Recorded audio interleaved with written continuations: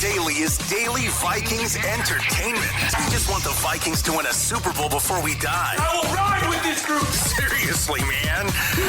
Please. And away we go. Okay, Vikings Vent Line right here on the Purple Daily YouTube channel. We do Vikings Vent Line in the off-season. At least I host that edition. And then during the regular season here on Purple Daily with Mackie, Judd, and myself, we bring on fans to talk about the Vikings, the upcoming season, or we talk about the games that happen. I talk about the upcoming season here on the off-season edition. And we're just a couple weeks away from the first Vent Line of the year. We can't wait. Week 1 against the Bears. Immediately after Monday Night Football, we will be live right here on this YouTube channel to break things down, and you can find it on the podcast feed shortly after. So if you'd like to be on a future episode, there is some working parts. We're going to be at the Minnesota State Fair starting at the end of next week, so some logistics to be worked out a little bit with future episodes of the off-season edition of Vent Line. Just stay tuned for that. For now, though, if you would like to be on an off-season edition, I would still love to hear from you, so shoot me a note. It's vikingsventline@gmail.com if you'd like to join the show, vikingsventline@gmail.com. Ventline is powered by our friends at Standard Heating and Air Conditioning. My AC was in need of a drastic tune-up when I bought the house. I knew it was an old unit, and luckily my guy Cameron was able to come out here, take a look at this thing. It was dusty, it was old, it needed a severe cleaning, and luckily he took care of that for me. Plus, he even gave me tips how to make sure to keep it nice and clean throughout the year that I don't have to call an expert for. So that's what Standard Heating can do. They can handle it. They can also give you tips and tricks to make sure you're doing your own home maintenance. So that was super helpful. Go to Standard Heating for all your HVAC needs. Let the experts handle that type of stuff. Go to Standard Heating and Air Conditioning and tell them that Purple Daily sent you. All right, let's get our guys Cody and Alex in here on Vikings Vent Line. Alex making his return. Welcome back. And then Cody, you're making your first appearance on Vent Line. How you doing, man? Doing good. Thanks for having me. You're welcome. And then Cody, are you in Minnesota? Or are you somewhere else? Where are you at? Yep, I'm down in Rochester. Okay. So made it up to Egan Wednesday to watch the practice, the joint practice. But yeah. And then Alex, are you in Minnesota too? Or are you somewhere else? Yeah, I'm in Robbinsdale. Robbinsdale. Okay. Very cool. Very cool. So let's start off here, guys. What are your expectations? Alex, I'll start with you. What are your expectations? And I know there's been some comparisons to Brock Purdy from JJ McCarthy. What are some of your expectations, or maybe even like a quarterback comp for JJ? Yeah, I was looking at a couple different ways to answer this. I was looking at kind of the floor and the ceiling for his season. The floor to me is what Teddy Bridgewater was when his first full season with the Vikings, where, he was kind of getting in the groove and he had like a decent year, right? Like his numbers weren't super great, but the team had a really good defense and that's what kind of carried them to the playoffs. I think to me, that would be kind of the floor for JJ McCarthy. The ceiling for me, and this is like the 100th percentile, would be something like what Joe Burrow did after his first year. Because if you remember in Joe Burrow's first year, he got banged up early. I don't know how early it was in the season, but he missed, a good portion of the season. And then after that second year, he got Jamar Chase and the offense was all humming. My guess is it'll probably be somewhere in between those two. And I think we'll have to be really patient with JJ McCarthy. There's going to be some ups. There's going to be some downs, in that Texans game, that he had some really good moments. He had, that overthrow.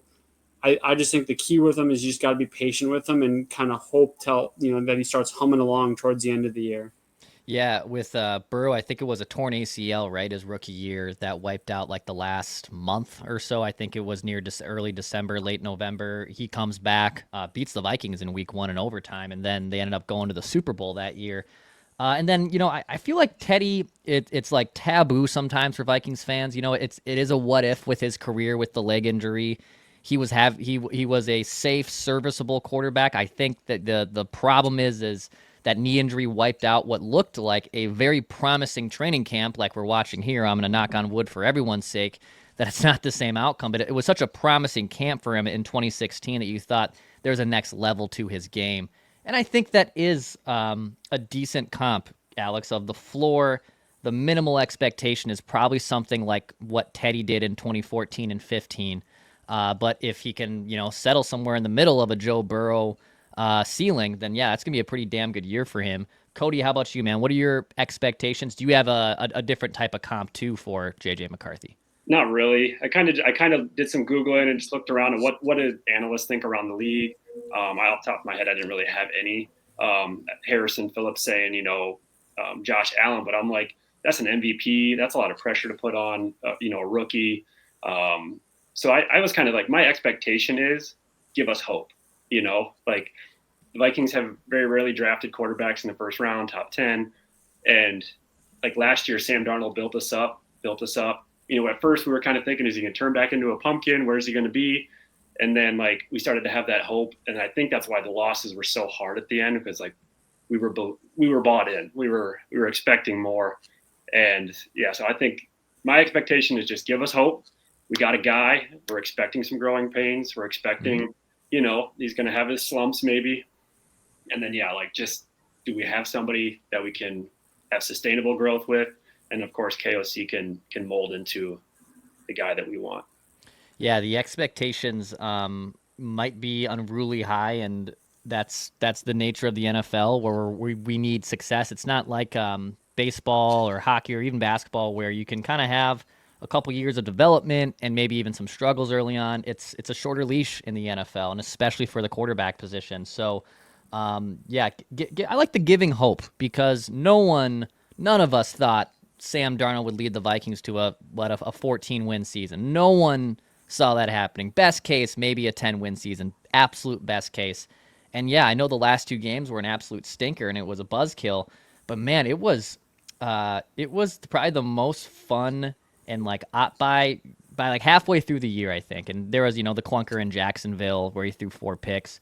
But for the majority of that season, and even in going into the last 2 games, it was super fun and not an anxious feeling watching the Vikings last year, which is rare if you're a fan of this franchise, that you don't really feel. And it's normal to feel the nerves around playoff time. That's for any fan base. But yeah, it gave us hope by, I think after, the first few games when they beat the Texans and Niners, like, oh my gosh, this is going to be fun. And that's such a rare thing for this franchise. So yeah, giving him hope, whether he settles in between a Teddy and a Burrow, like Alex said, we'll take it. So it's going to be a fun year. I'm excited for it. It's a new era of Vikings football. It's going to be a lot of fun. So Max Brosmer, he's the UDFA. He, if you two are Gopher football fans, I'm not sure if you are. Obviously, he was the quarterback of the Gophers last year. He's been having a very strong camp. I still think it's probably unlikely he's the heir apparent, or I should say backup to JJ. But what do you guys think? Do you trust him? Alex, do you trust Max Brosmer if he was quarterback 2 to start the season, or do you think it's probably going to be, or maybe even should be, Sam Howell? I think I would go with Sam Howell. I really have liked what Brosmer's done so far, but my main problem with, if we tried to have like a Brosmer be QB2, is that him and McCarthy just haven't played any games in the NFL.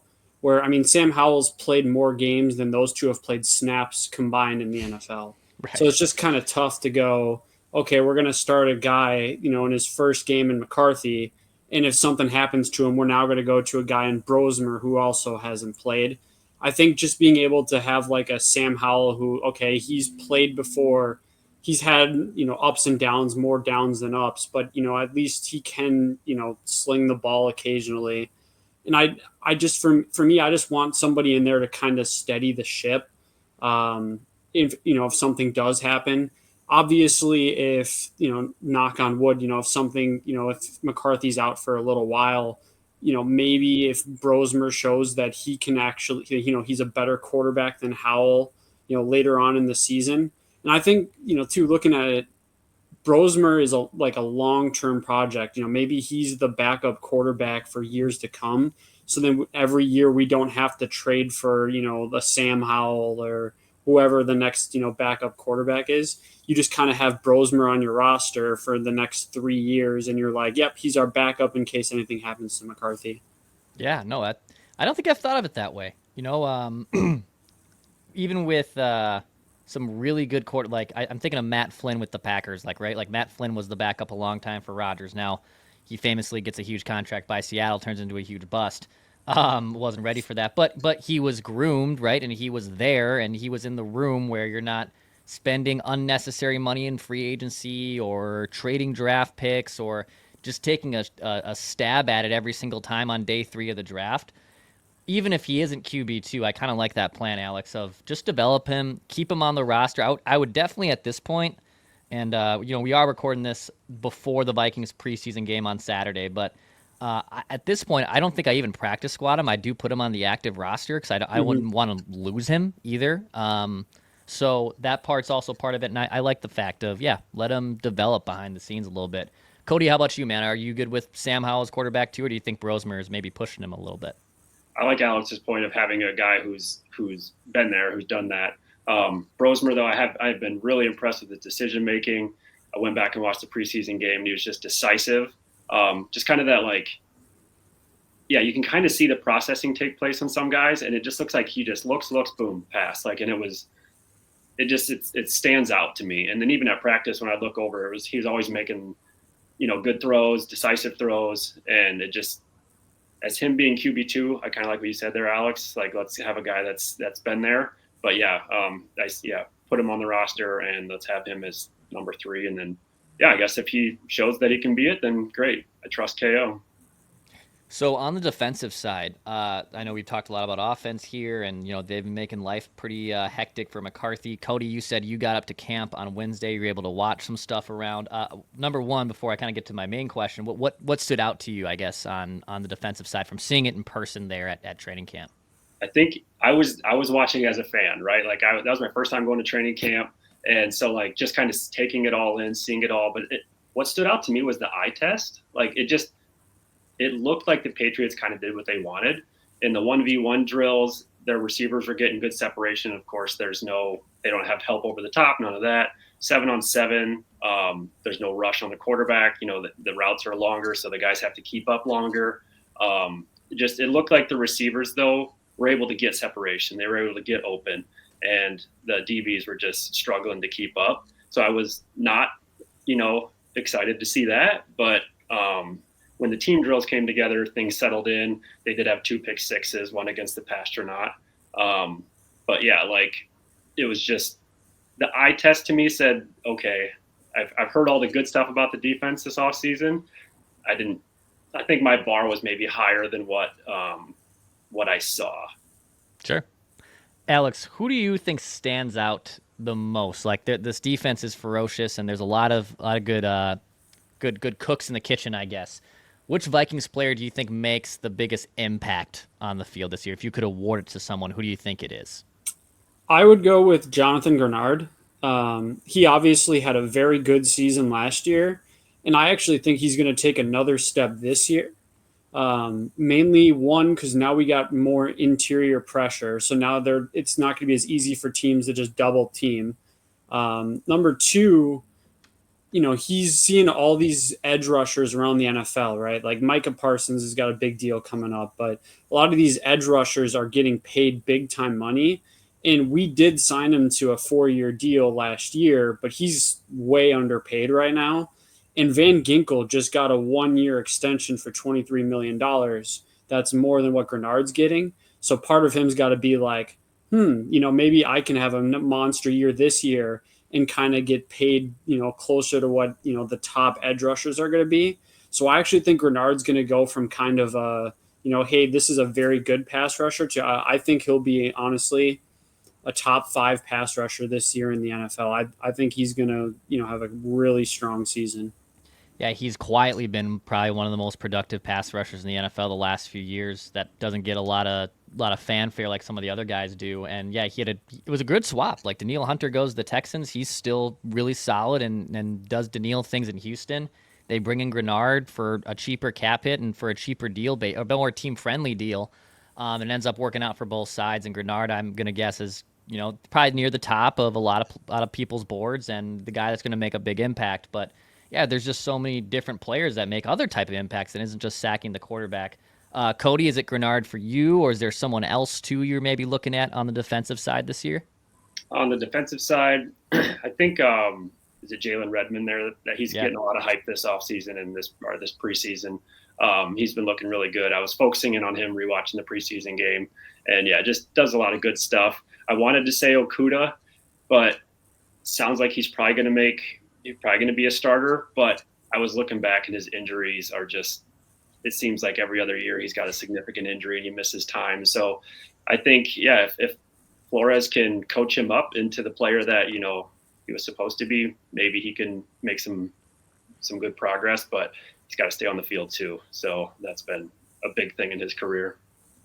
Yeah, if he can stay healthy, he's having a great camp. You know, I don't know if it's like concerning that like guys like Mekhi Blackman maybe haven't taken the opportunity and ran with it, but cornerback injuries happen a ton. Okuda's missed a ton of time, so maybe just having the depth there in Blackman or Dwight McGlothern, who's been a good UDFA find for them, ends up working out for them. There's been a lot of talk about the offense, but you know, Alex brought up the fact of, all right, if it's a Teddy Bridgewater-like season, it might be the defense that actually really carries this team, despite the offense having a ton of different playmakers. So, going to be a fun year, guys. I'm definitely, obviously, looking forward to it.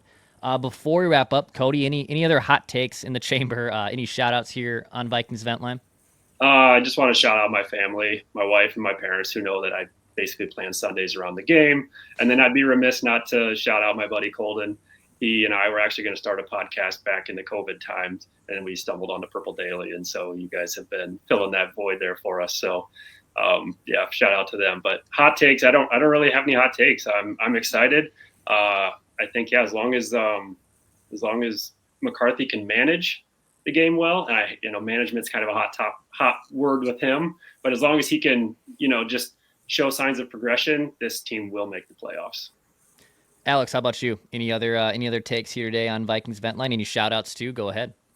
I'll give a shout out to my parents. I know my dad will be watching this later. For hot takes, I don't know if it's that hot of a take, but I really do think the Vikings are going to win the division. I think the Lions, I don't think they're going to, fall apart completely, but when you lose both your coordinators and their offensive line is not as strong as it was last year, they're changing their two guards in the center. And as Viking fans, we know how bad that can be sometimes. I just think, the Vikings can win the division this year. It might not, be a Super Bowl type year. And, there's still so many good teams in the NFL, and, McCarthy still has to prove himself, but I think we're going to win the division this year.